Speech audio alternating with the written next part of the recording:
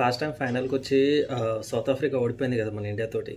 So ఈసారి వాళ్ళలో ఆ కసి అనేది చాలా ఎక్కువ కనిపిస్తుంది. లైక్ ఈసారి ఖచ్చితంగా గెలవాలరా, టోర్నమెంట్ వరల్డ్ కప్ ఎట్లన్నా కొట్టాలి, T20 వరల్డ్ కప్ అని చెప్పేసి ఆ కసి వాళ్ళలో ఖచ్చితంగా కనిపిస్తుంది నాకు. వరల్డ్ కప్ 2026 టోర్నమెంట్లో భాగంగా ఇది వచ్చేసి మ్యాచ్ 9 రివ్యూ అన్నట్టు. సో ఈ మ్యాచ్ వచ్చేసి బిట్వీన్ సౌత్ ఆఫ్రికా ఇంకా కెనడా ఇద్దరి మధ్యలో జరిగింది. సో ఇందులో వచ్చేసి కెనడా టాస్ అయితే గెలిచి వాళ్ళు ఫీల్డింగ్ ఎంచుకున్నారు, సౌత్ ఆఫ్రికాకి అయితే బ్యాటింగ్ ఇచ్చారు. సో సౌత్ ఆఫ్రికా వచ్చేసి 20 ఓవర్స్లో వాళ్ళు 213. సో ఇప్పటి వరకు జరిగిన అన్ని మ్యాచ్లో 213 is the highest score. So 20 ఓవర్స్లో వాళ్ళు 213 రన్ అనేది వాళ్ళు కొట్టారు. సో ఇందులో వాళ్ళ యొక్క బ్యాటింగ్ లైనప్ చూసుకుంటే మాత్రం మార్కరమ్ ఒకడే 50+ ఏమో కొట్టాడు. ఇంకా మన మిల్లర్ వచ్చేసి 39 కొట్టాడు. ఇంకా స్టబ్స్ కూడా అరౌండ్ 33 ఏమో కొట్టాడు. ఇంకా మిగతా బ్యాటర్లు అయితే అంతగా కొట్టలేదు. బట్ స్పెషల్ మూమెంట్ అయితే వచ్చేసి ఒకటి ఉంది. మార్కరమ్ క్యాచ్ వచ్చేసి మనకు కెనడాలో ఉన్న ఒక ప్లేయర్ అన్ష్ అని ఒక ప్లేయర్ ఉంటాడు. ఆ ప్లేయర్ మంచి క్యాచ్ పట్టాడు.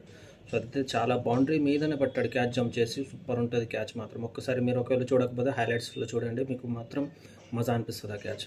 ఇంకా కెనడా బౌలింగ్ విషయానికి వచ్చేసి మాత్రం అందరూ ఎవరేం అంతగా ఏం చక్కగా బౌలింగ్ చేయలేదు, వికెట్లు అయితే ఎవరికేం చక్కగా పడలేదు. బట్ ఒక ఇందాక చెప్పాను కదా అన్ష్ అనే ప్లేయర్కి, సో అన్ష్ అనే ఆ బౌలర్కి మాత్రమే 3 వికెట్స్ అనేది తీసుకున్నాడు. మిగతా బౌలర్లంతా అంతకేం వాళ్ళు ఏం ప్రభావం ఏం చూపించలేదు. సో 213 రన్స్ అనేది కెనడాకి టార్గెట్ ఇచ్చారు. 213 రన్స్ టార్గెట్గా చేసుకుని బ్యాటింగ్ దిగిన కెనడా టీం వచ్చేసి అరౌండ్ 156, 8 వికెట్స్ కోల్పోయి 156 రన్స్ మాత్రమే చేసింది 20 ఓవర్స్లో. సో వాళ్ళలో బ్యాటింగ్ వచ్చేసి ధలీవాలా. సో ఈ బ్యాటర్ ఒక్కడే అరౌండ్ 60+ ఏమో స్కోర్ చేశాడు. సో మిగతా బ్యాటర్లంతా అంతకేం వాళ్ళు ప్రభావం చేయలేదు. వాళ్ళు ఆ యొక్క టార్గెట్ని వాళ్ళు దగ్గర దాకా వస్తుండే కావచ్చు, ఎందుకంటే చాలా లైక్ వాళ్ళు చేసే టార్గెట్ అయితే కాదు. అరౌండ్ 200+ టార్గెట్ అంటే స్టార్టింగ్ నుంచి వాళ్ళు హిట్టింగ్ చేయాల్సి ఉంటుంది. బట్ వీళ్ళు ఏం చేస్తారంటే కెనడా టీం వాళ్ళు స్టార్టింగ్లోనే చాలా వికెట్స్ అనేది కోల్పోయారు. ఇంకా మనకు బ్యాటింగ్ విషయానికి వస్తే ముందు చెప్పినట్టుగానే ధలీవాలా సో ఒక్కడే బ్యాటింగ్ అనేది చేశాడు. మిగతా వాళ్ళంతా అంతకేం అతనికి పార్ట్నర్షిప్ లాగా ఏం చేయలేదు. ఇంకా సౌత్ ఆఫ్రికా బౌలింగ్ విషయానికి వస్తే మాత్రం మన ఎంగిడికి 4 వికెట్లు పడ్డాయి.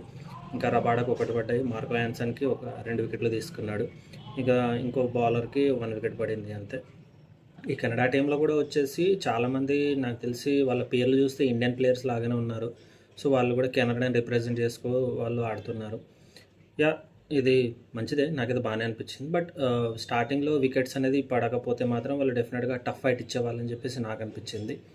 ఇన్ కేస్ వాళ్ళు నెక్స్ట్ ఇంకా గ్రూప్ స్టేజ్లో ఇంకా మ్యాచెస్ ఉన్నాయి కాబట్టి వాళ్ళు నెక్స్ట్ మ్యాచ్ ఇంకా మంచిగా ఆడి ఇంకా మంచి పర్ఫార్మెన్స్ లెక్క ఇంకా టఫ్ ఫైట్ ఇస్తారని అనుకుంటున్నాను. ఎందుకంటే ముందు చెప్పిన వీడియోస్లలో మీరు ఒకవేళ చూస్తే మాత్రం చిన్న టీంలు అని చెప్పేసి వాళ్ళని తక్కువ అంచనా వేయద్దు, ఎందుకంటే వాళ్ళ టఫ్ ఫైట్ ఇస్తారు. లైక్ ఎగ్జాంపుల్గా మనం ఇంగ్లాండ్ వర్సెస్ నేపాల్ మ్యాచ్ చూసాము. సో అందులో నేపాల్ వాళ్ళు అరౌండ్ 4 రన్స్ తేడాతో మాత్రమే వాళ్ళు ఓడిపోయారు. వాళ్ళు దగ్గర దాకా వచ్చారు, వాళ్ళ బెస్ట్ అనేది వాళ్ళు ఇచ్చారు కానీ వాళ్ళు గెలవలేకపోయారు. ఓకే, సో అందుకోసమే చెప్తున్నానండి, చిన్న టీమ్స్ అనేది తక్కువ చేయొద్దు. సో ఇది మ్యాచ్ మీద నా రివ్యూ. ఇన్ కేస్ మీరు మ్యాచ్ చూస్తుంటే మీకు ఎలా అనిపించిందో కమెంట్ చేయండి. సో ఇన్ కేస్ ఛానల్ అది నచ్చితే ఒకవేళ సబ్స్క్రైబ్ చేసుకోండి. సో అప్పటి వరకు ఉంటా. This is Vikram Rathod signing off.